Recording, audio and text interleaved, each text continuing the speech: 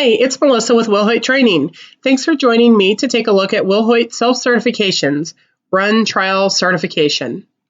First, we'll find the resident.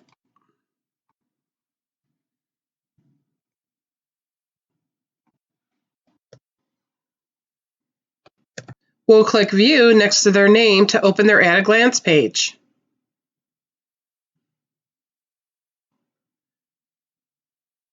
Go to their Certifications tab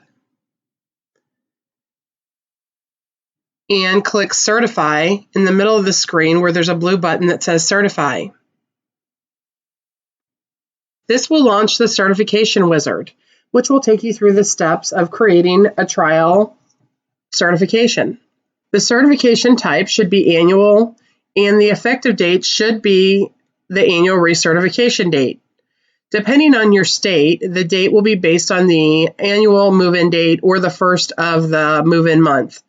You will also want to select self-certification. At the bottom right, select Next.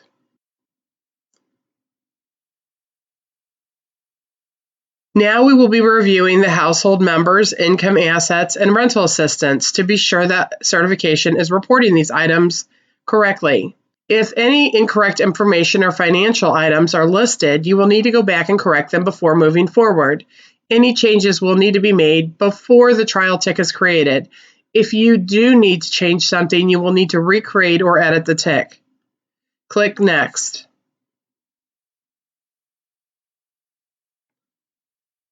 Now we'll review the programs and rent. The top portion addresses tax credit set-asides and should be correct based on the previous certification.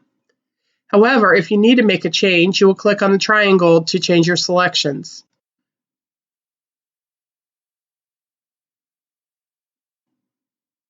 Next, we'll look at the rent profile.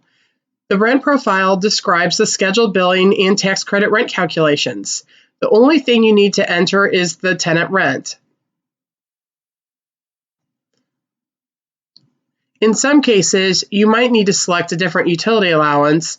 If so, you can select Override and use the drop-down to select the appropriate utility allowance. Next, you'll need to verify tax credits. This is checking for messages. This is OneSite's way of checking for errors and keeping us in compliance. Just read through the messages.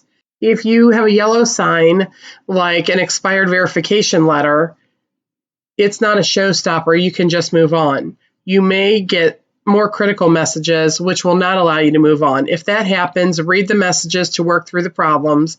If you get stuck, please reach out for help to your regional mentor or compliance manager. I didn't receive any messages here, so I'm going to go ahead and click Finish and View Forms. When the certification opens, you will see the certification summary, which can be printed for your file and packet, or click on the Tick tab to print the trial tick if it is required at your property on self-certs.